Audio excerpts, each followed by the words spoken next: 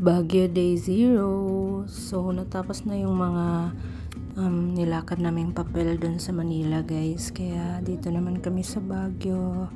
Ito yung way papunta ng Baguio. Sobrang ganda. And sobrang ganda din ng panahon. Pampanga ata to, guys. If di ako nagkakamali.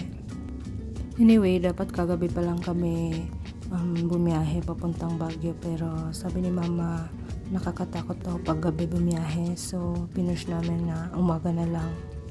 And may point din naman si Mama, guys, kasi di din namin makikita yung view papuntang Baguio if gabi kami pumunta.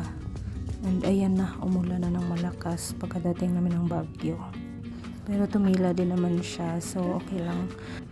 Ngayon is papunta kaming SM City Baguio para puntahan yung mall na walang aircon. Ayan, sobrang lamig sa labas. And also, nag-grocery na din kami dito para lutuin namin sa Airbnb. Yun lang.